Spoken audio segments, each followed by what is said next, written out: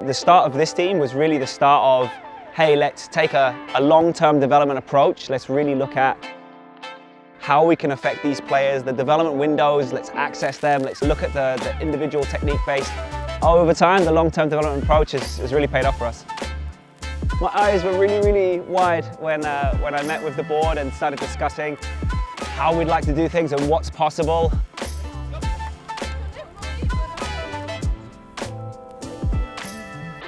My name is Nick Dye. I'm the Technical Director for San Carlos United Soccer Club and the head coach of both the 2007 girls and the 2006 girls. I started off coaching at Norwich City in England.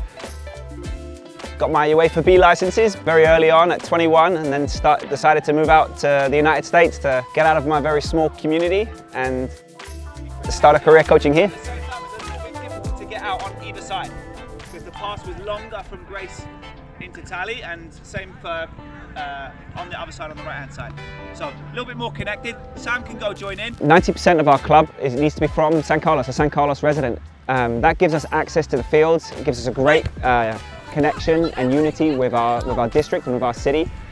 And in return, we know that we're now being a community club. We're really living up to our name of being a community club because we're accessing players within our community. So we took 60 players on the girls' side, which was a lot, and we ended up selecting 30 of those players. 10 of those players are still with us playing now. 10 of those players I've known since they were 7 years old, and now they're 18 and about to graduate. And I get to see them 3 days a week for practice and weekends, so you get to know each other really well. It's about being from here, representing your community, becoming a leader in your community. That's what we believe in. Yes, Lindsay, well done! Yes! Patience now, patience now. We don't have to go for the kill now.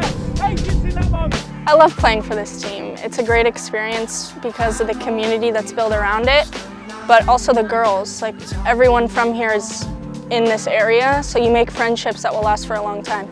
I think the reputation was the opposite before. I really think before we had a situation where, not that we were mocked, but we were known as a really community-driven club that had parent coaches and maybe weren't so serious about development, but were serious about giving a safe and fun environment for our players. All we've done is really add the competition aspect to that. And now, changing slowly but surely, changing our reputation within the community. Here we go, and 3, 2, 1. Say goes on 3! 1, 2, 3, say goes! We've really been able to strike that balance between fun and competitiveness. We've always had goals to strive for. I'm really grateful for it. It's kind of been a huge part of my childhood. So. We knew we had a really good team. We knew we could compete. We worked really hard, and at the early beginning stages, we lost a lot of games. So we kept trying and kept working, kept trying to create a better and better game day performance. We got to the point where we were almost getting promoted to NPL and not quite. And so it became a team goal. We have to get promoted to NPL. We thought that was a goal we could achieve and something we worked towards for a while. We had a struggle with getting into NPL. We kept going into the finals but losing the games in the finals, and we tried year after year, but we never gave up. So we worked for at least, I think, 3 years for it. We kept losing by 1 game or lower by 1 point.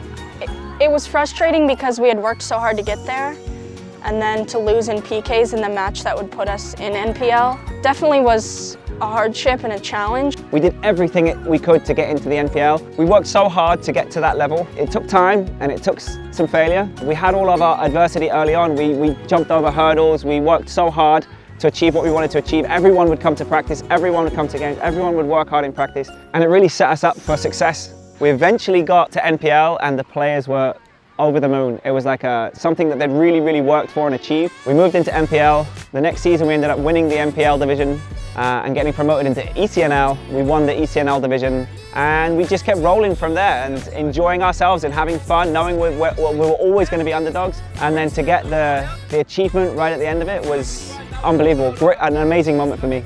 Four championships in a row was just exceptional. It's so much fun to be around a team that was capable of doing that. San Carlos United started at the lowest levels really of NorCal Premier. As they grew, the team got better as they had quality coaching, and so the club decided to move them up levels.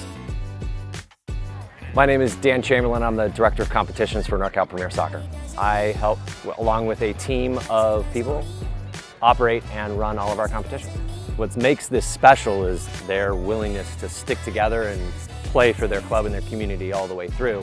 What NorCal has done is create an environment in which this story is possible because of the promotion, relegation, and merit-based structure that we have in place. Merit-based competition at its core is that your placement or your division of the league that you play in is based on your performance on the field. There are two main benefits that come with merit-based competition. The first is that you get really good in competitive divisions where on any given day, ideally any team can win.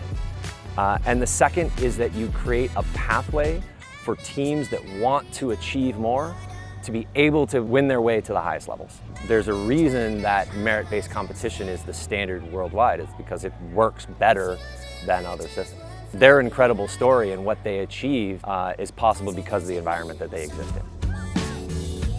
If you care about something, you'll put all of your energy into it and you'll love it and you'll care for it. And I think once you care for something that deeply, you're prepared to put in whatever work it takes, sacrifice whatever it takes. And I've seen that with the players on our team, and I've certainly seen that with the coaches in this club, the board in this club, every volunteer in this club. Everyone puts in so much work to make this happen. Nick Dye at St. Carlos has done a fantastic job in, more than anything in my opinion, of sticking to who they are and saying, this is who we are, we're not going to try to be something that we're not. It takes a choice. It's a decision to stick to your philosophy. Direct blues, you don't want to give the transition away. An important lesson I will take away is never give up. Even when you're faced with challenges, we've been faced with multiple challenges with this team, but we've never given up and we've just pushed each other and worked together through it, and we've achieved so much as a team. I think that's definitely why we're most successful. We just don't let a loss in a game put us down, or if we don't do well in one tournament, we don't let that put us down. We keep working through it. We talk about how we can be better and how we can improve. It's been amazing. I love my teammates and I love playing with them. It's probably one of the most meaningful things that I've done. I think I'm a better person because of everyone. Well, they've taught me a lot. I mean, this is 10 years of my life, so I started coaching them at 30, I'm now 40. It's 10 years, I've become a father in that time twice. It's definitely made me a better father. It's certainly made me a better coach. One, I think it's an incredible story. The work, dedication, and suffering that this team went through to achieve this, and then finally get it, is an incredible journey. For me, sports and youth sports in particular are all about the journey. The memories of what's really going to last for those girls is the journey that they went through together, not the trophy that they got to lift. Documenting that journey, celebrating that journey was something I thought was really important. And then obviously telling the story about why this kind of system and why this environment's important is that journey, that whole thing's possible because of the environment they exist in. And to have them not just achieve their goal of getting from state premier to NPL, but then actually winning the entire league and being the best team in Northern California, that was just like the cherry on top for the story.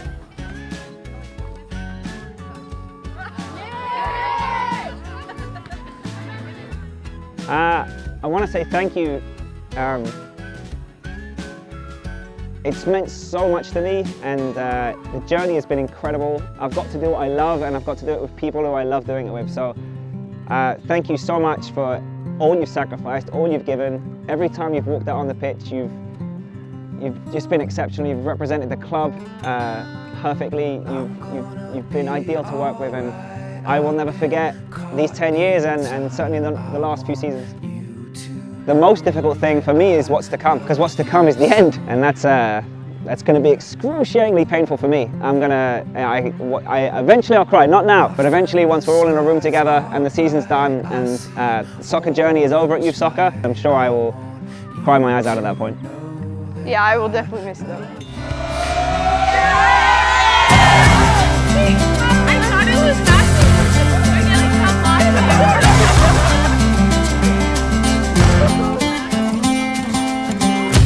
Love was holding all the cards and always kept me in the dark.